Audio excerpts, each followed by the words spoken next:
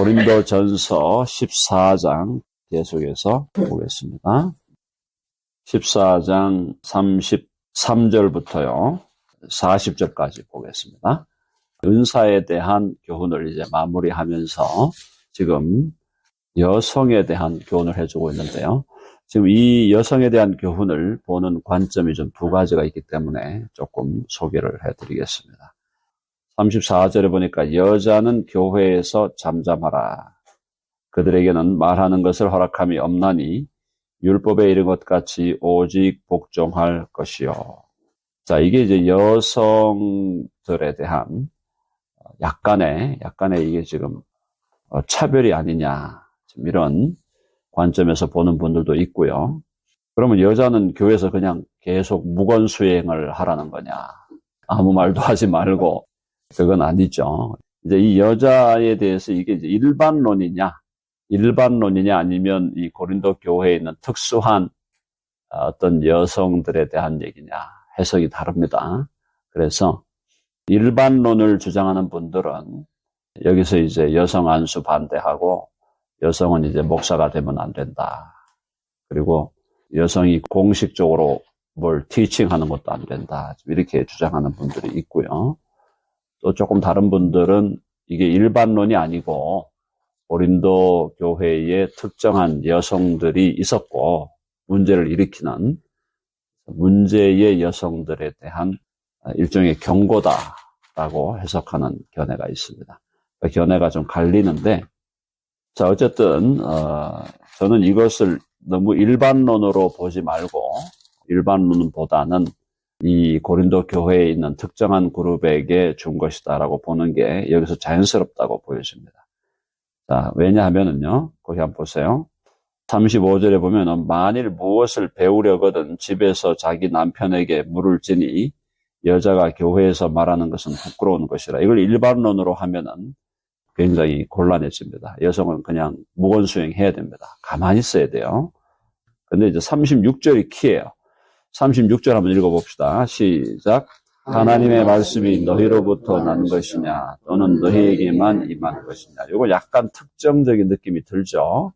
그죠? 이게 지금 여성들 전체를 얘기하는 것은 아니라는 느낌이 들잖아요. 여기 지금 36절에 그러니까 일단의 그룹이 하나님의 말씀이 우리가 하나님의 말씀을 받았다. 그리고 하나님의 말씀이 우리에게 임했다. 라는 주장을 일단의 어떤 여성 그룹이 했다는 거죠. 그러니까 그들에게 야 너희들이 그런 식으로 하면 안 된다라고 하는 경고의 메시지를 날린 것으로 봐야 된다. 이걸 일반론으로 여성들은 다 조용해라. 이거는 그 시대에도 맞지 않고, 왜냐하면 지금 바울의 제자였던 프리실라라는 사람이 있잖아. 브리스길라라고 하는. 브리스길라는 바울이 길러낸 여성 제자로서 아볼로라는 그 학자를 가르친 사람이에요. 그리고 브리스길라는 공적으로도 가르쳤다고 보여집니다. 여러 가지 증거를 볼 때. 그렇다면 여성들이 교회에서 공개석상에서 가르친다 하는 그것을 금할 수는 없다. 그러면 여성 안수는 어떻게 하느냐? 여성 안수에 대해서도 저는 반대하는 입장은 아닙니다. 근데 여성 안수를 받더라도 최종적인 권위는 남자의 권위 아래서 움직이게 된다는 것까지는 저는 주장을 하는데, 여성 안수 자체를 금한다는 것은 그것은 좀 성경을 너무 좁게 해석하는 것이다.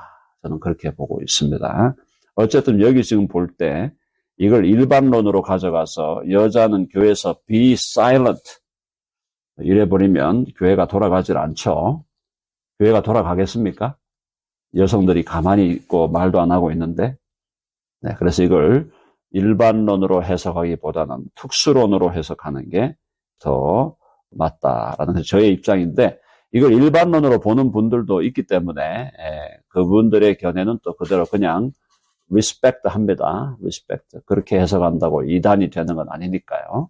그래서 이 부분에 대해서 여성 안수에 대해서 교단별로 다 다릅니다. 그렇죠? 지금 예를 들어 미국도 남침례교는 여성 안수를 주지 않습니다.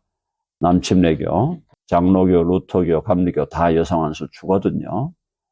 그러니까 이제 여성 안수를 주는 교단, 뭐 주는 교단이 조금 더 리버럴합니다. 그건 뭐 어쩔 수 없겠죠. 근데 여성 안수를 주냐 안 주냐를 이단이냐 정통이냐로 가르는 그런 리트머스로 보면은 안 된다라는 거고요.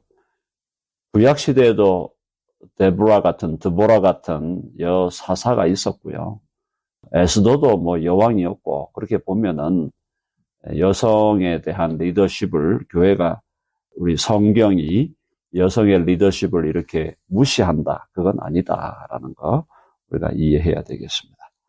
자, 그 다음에 그 정도 넘어가고요. 어쨌든 그 시대에 특정한 여성 집단이 36절로 돌아가면 하나님의 말씀이 너희로부터 난 것, 마치 자기로부터 하나님의 말씀이 나오고, 또 하나님의 말씀은 마치 자기들에게만 임한 것처럼 그렇게 좀 심하게 주장하는 사람들이 있었다는 걸 우리가 이 본문을 통해서 어느 정도 추측을 할 수가 있습니다. 자, 그래서 37절 그 상황을 얘기하면서 이 다음부터 이제 일반론을 펴는 거죠. 그러니까 만일 누구든지 자기를 선지자나 혹은 신령한 자로 생각하거든 내가 너희에게 편지하는 이 글이 주의 명령인 줄 알아라. 이거죠. 그런데 무슨 뜻인가 하면은 선지자나 신령한 자로 일단의 그룹이 생각을 했기 때문에 그 사람들에게 경고를 하는 거예요. 그러므로 자, 그것이 이제 맨 뒤에 이제 답이 나오는 거잖아요. 자, 그래서 만일 누구든지 알지 못하면 그는 알지 못한 자니라. 좀 번역이 좀 자연스럽지 못한데, 만일 누구든지 알지 못하면 그는 무지한 자니라. 이렇게 해석을 하는 게 자연스럽고요. 그러니까 여기 나오는 하나님의 명령을 인정하지 않는다면 그런 말이죠. 하나님의 명령을 인정하지 않는다면 그는 무지한 자니라. 그래서 어떻게 해야 되냐?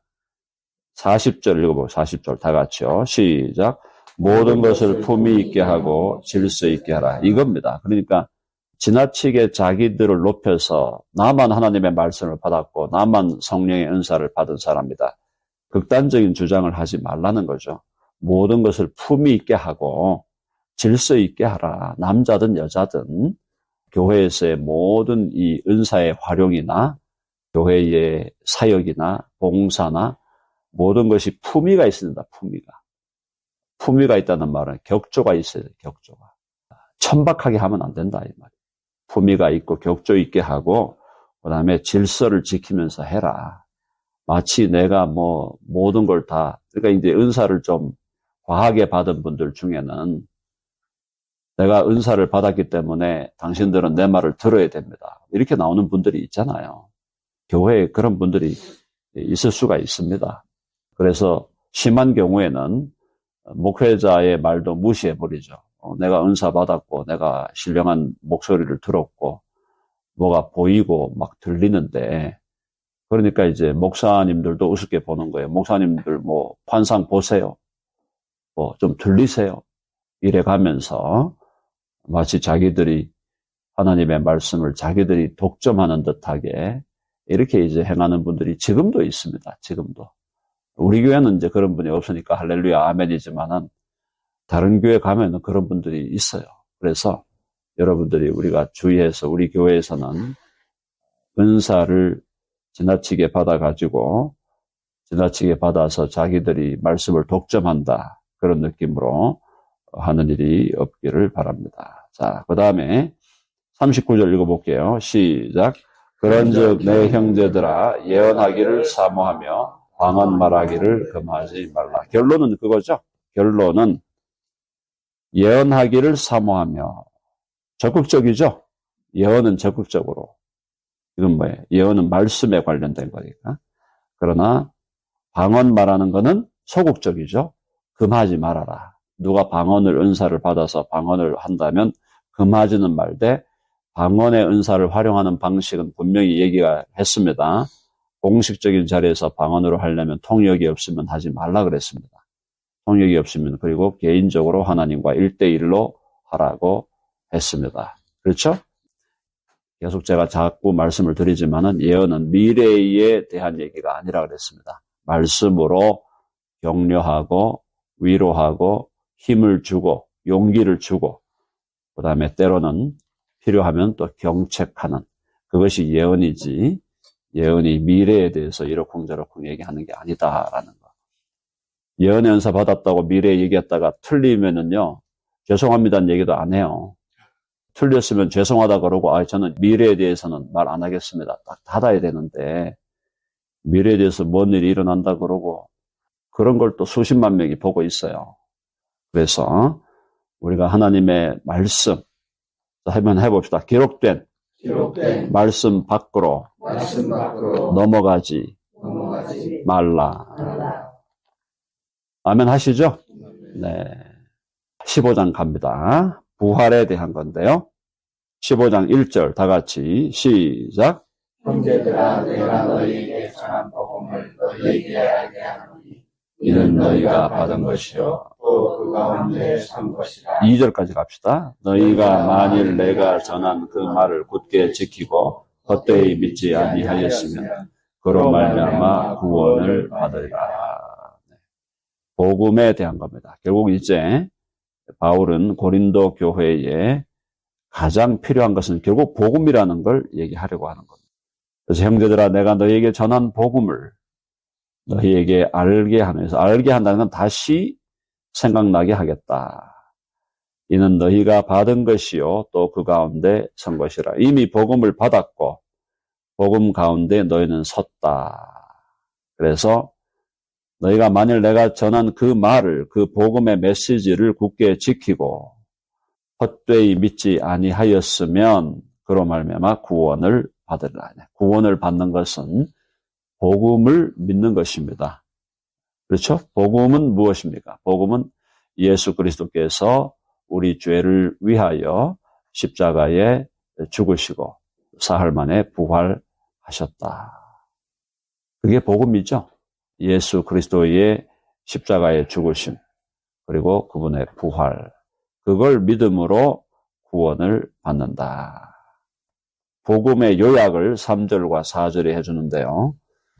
내가 받은 것을 먼저 너희에게 전하였노니, 이게 복음에 대한 얘기입니다. 다 복음의 메시지. 이는 성경대로 그리스도께서 우리 죄를 위하여 죽으시고, 여기서 성경은 구약이죠. 구약의 성경, 구약에서 예언하고 약속된 대로 그리스도 예수께서 우리 죄를 위하여 죽으시고, 주님의 십자가의 죽으심이 없이는요, 저와 여러분 아무도 죄사함을 얻을 수가 없습니다. 그러므로 죄사함을 받지 못하고는 천국에 갈 수가 없어요. 천국에는 불결한 자가 들어갈 곳이 아닙니다. 완전히 깨끗함을 입은 자만이 들어갈 수 있는 곳입니다. 그러므로 예수 그리스도가 나의 죄를 위해서 십자가에서 피 흘려 죽으셨다. 그래서 나의 죄 문제가 해결되었다.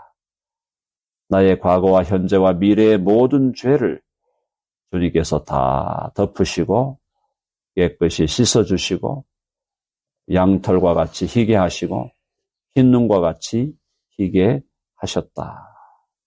그게 가장 기본적인 복음입니다. 그렇죠? 그게 복음의 가장 기본으로 돌아가라 했을 때 바로 복음의 기본기가 성경대로 그리스도께서 우리 죄를 위하여 죽으시고, 그 다음에 4절요. 다 같이 시작. 장사 지낸 바 되셨다가 성경대로 사흘 만에 다시 살아나사. 장사 지낸 바 되었다. 장사, 실제로 죽었다는 얘기입니다.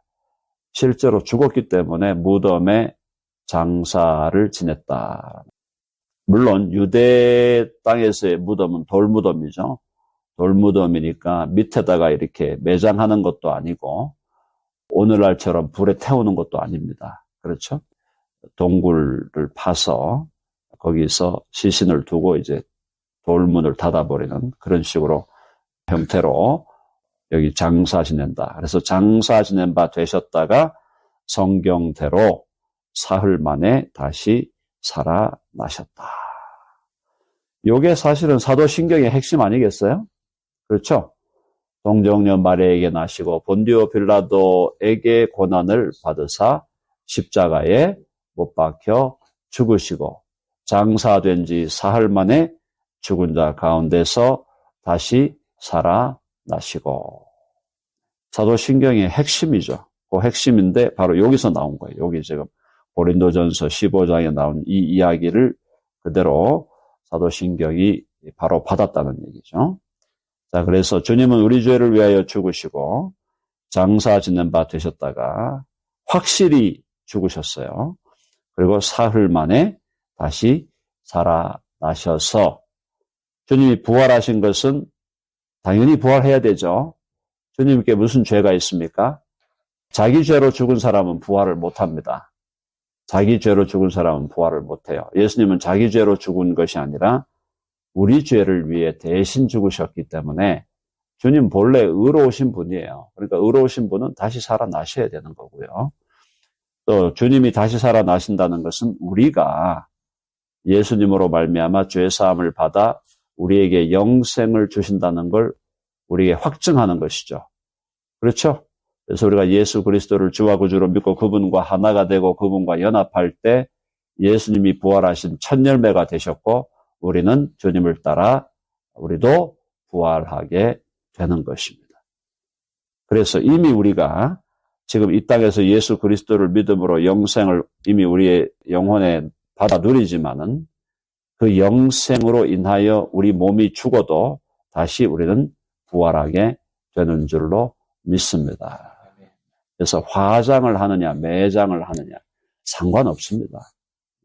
왜? 부활할 거니까요. 부활할 거니까 그걸 좀 속도를 좀 빨리 해서 화장을 하느냐 아니면 뭐 한 100년 썩도록 매장을 하느냐 아무 관계가 없습니다.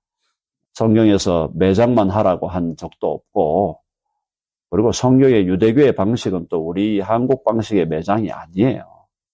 이해되시죠? 저는 저희 양친 다 화장을 했습니다. 어떤 분들이 자꾸 물으셔요. 화장은 안 된다 그러던데요. 안 된다고 성경에 나옵니까? 제가 물어보는 거죠. 화장은 안 된다라는 말이 없습니다. 성경에.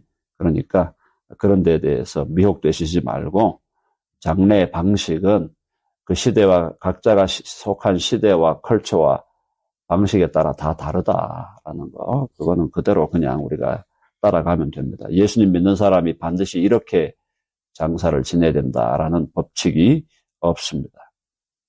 자, 장사 지낸 바 되셨다가 성경대로 사흘 만에 다시 살아나사 누구에게 보였냐? 게바에게 보이시고 게바는 베드로입니다.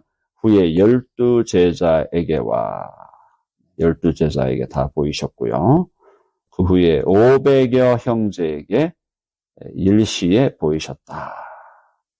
여기 12는 가룟 유다가 제거된 상태에서 한번 해보십시다. 마띠아. 네, 마띠아라는 제자가 가룟 유다를 대신하여 들어간 12입니다. 그래서 12제자에게와 그 후에 500여 형제. 500여 형제. 와, 얼마나 많죠. 이때 500이라는 건 오늘날에 5만도 더 되는 거죠. 인구가 100배 늘었죠.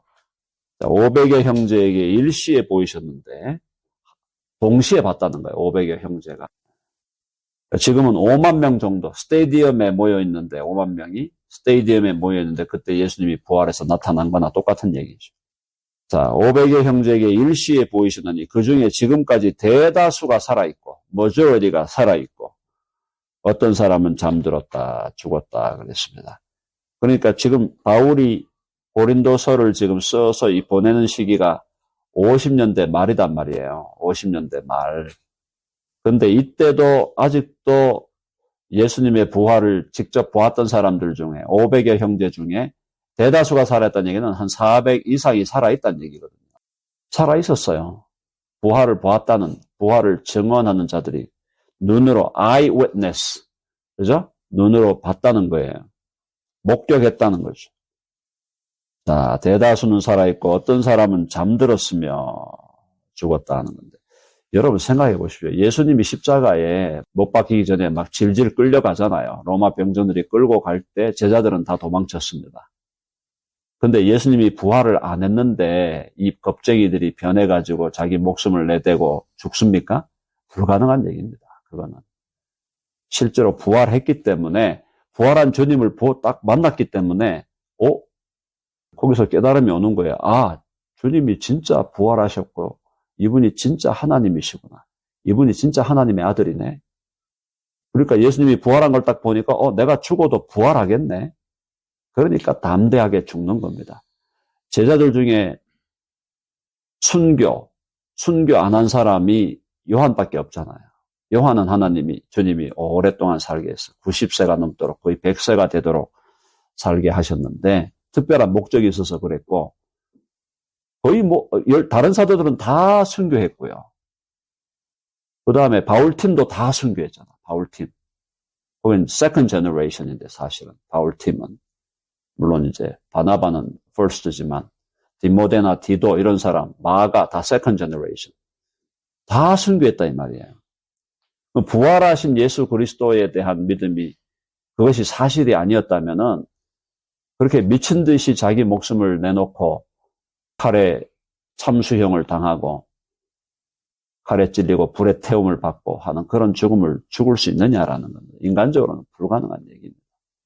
그리고 이제 7절에 그 후에 야고보에게 보이시고 야고보 그 후에 모든 사도에게와 또다시 보이고 맨 나중에 만삭되지 못하여 난 자 같은 내게도 보이셨느니라. 사도 바울이 제일 늦게 본 거죠. 제일 늦게. 만삭되지 못하여 났다. 그러니까 팔삭둥이든지 바울이 그랬던 것 같아요. 팔삭둥이 정도 되는 것 같아요. 그러니까 만삭되지 못하여 난 자 같은 내게도 바울이 자신을 낮추는 거죠. 자신을 낮추는 것이다. 가장 작은 자라 나는 하나님의 교회를 박해하였으므로 사도라 칭함받기를 감당하지 못할 자니라. 자신을 대해서 너무 잘 알고 있었어요. 바울은 자신이 죄인의 괴수라고 했습니다. 죄인의 괴수. 그렇죠? 그리고 사도 중에 가장 작은 자. 왜? 하나님의 교회를 박해하였다.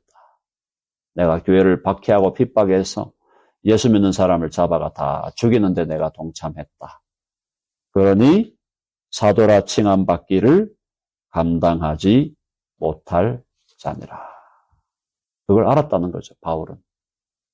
그래서 늘 자기를 낮추는데 바울은 자기를 낮추는 죄인의 괴수, 사도 중에 가장 작은 자, 그 다음에 또 모든 믿는 자 중에 지극히 작은 자, 그렇게 자신을 낮추는 그런 위대한 모범을 우리에게 보여주었습니다. 하나님께서 그를 그렇게 하신 거죠.